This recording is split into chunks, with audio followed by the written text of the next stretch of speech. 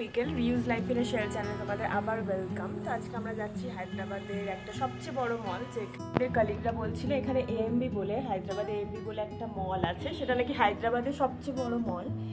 আর তো তারা রেকমেন্ড যেহেতু করলো, তো আমরা ভাবলাম আজকে যেহেতু ছুটিও আছে, কালকেও যেহেতু সানডে ছুটি, তো আজকে কেননা আমরা ঘুরতে যাই। এমনি তো এখান থেকে বেশি দূরে নয় আমাদের এএমবি মলটা, এখান থেকে প্রায় তোমাদের ধরো 10-15 কিলোমিটার মতো হবে। তো চলো যাওয়া যাক এবং তোমাদেরও দেখাবো যে কীরকম মলটা, সেটার মধ্যে কী কী আছে। আমরা আগে 1-2 বার গিয়েছিলাম, বাট জানতাম না যে ওটা সবচেয়ে বড়, তাই আবার যাচ্ছি। তো চলো দেখে নেওয়া যাক কী কী পাওয়া যায়। যেটা পড়েছি সেটা হচ্ছে এটা।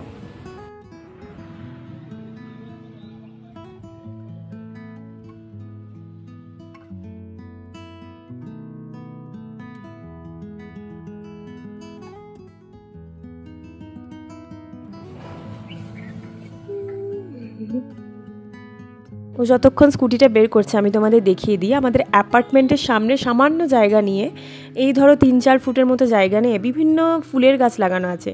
পিঙ্ক জবা, লঙ্কা, তারপর সাদা ফুলের গাছ, খুবই সুন্দরভাবে মেনটেন করা হয়েছে জায়গাটাকে। বলতে বলতেই আমরা চলে যাচ্ছি আর কি। এই যে পথটা দেখছো সেটা হচ্ছে মৈনাকের এভরিডেই যায়, মানে সোম থেকে শুক্র, কারণ এটা হচ্ছে ওর অফিসের রাস্তা। আর আজকে মেঘও ভালো করেছিল, কিন্তু বৃষ্টি হয়নি এবং রাস্তাটাও ফাঁকা ফাঁকা ছিল। আর এই যে জায়গাটা দেখতে পাচ্ছ এটা হচ্ছে একটা পার্ক, এটাও একদিন এক্সপ্লোর করতে হবে, এটাও তোমাদের পরের ব্লগে হয়তো দেখবে। তো এই দিকে যেতে যেতে আমরা দেখলাম হঠাৎ করে একটা মানে পাথরের চাই, বেশিরভাগই শহরটাই পাথর কেটে কেটে বানানো, তো পাথরের চাই পড়ে আছে, কারণ অনেক দিন ধরেই হায়দ্রাবাদে প্রচণ্ড পরিমাণে বৃষ্টি হচ্ছে, হয়তো সেই জন্যই। আর ওই দিকেই অফিসের গাড়িগুলো ওই রাস্তা দিয়ে আসে, তো আজকে বন্ধ ছিল যেহেতু ওটা পড়েছিল। আর এই যে রাস্তাটা দেখছো সেটাকে বলে সার্ভিস লেন। এখানে তোমাদের সাইকেল ভাড়াতে পাওয়া যায়, তোমরা সাইকেল রেন্ট করে এখানে চালাতে পারো বা মর্নিং ওয়াকও করতে পারো।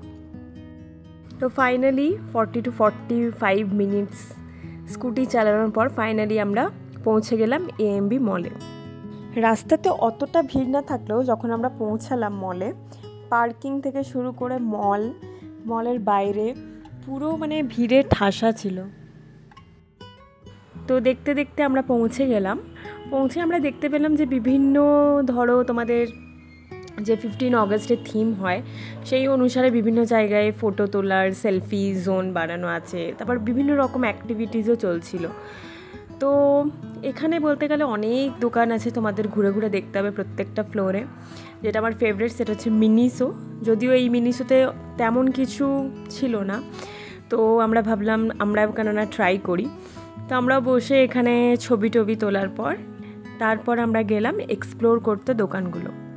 ওয়েস্ট বেঙ্গলে যেরকম তোমরা দেখেছো ছোট ছোট টয় ট্রেন টাইপের থাকে মলে, বাচ্চারা চেপে ঘুরে বেড়ায়, সেরকমই এখানেও ছিল।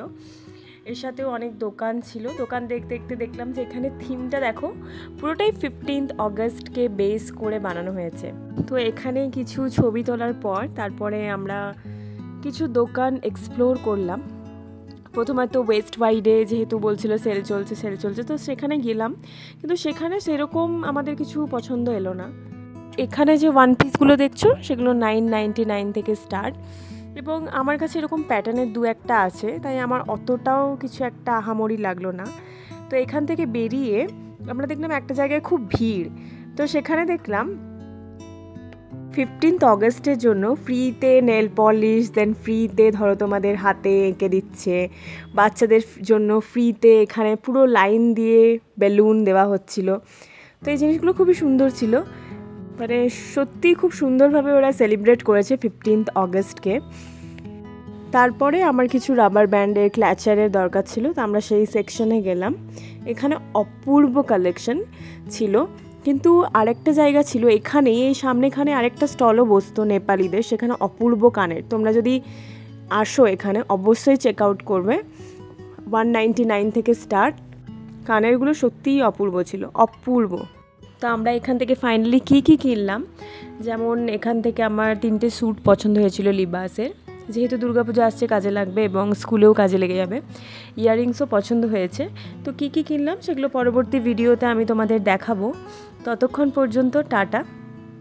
আর হ্যাঁ, ফাইনালি আমরা মানে এত মাস পর 7 মাস আছি আমি এখানে হায়দ্রাবাদে, ফাইনালি আমরা কলকাতার ফুচকার টেস্ট পেলাম। তো ভিডিওটা ভালো লেগে থাকলে প্লিজ সাবস্ক্রাইব করে দিও চ্যানেলটাকে reuse life in a shell. Thank you.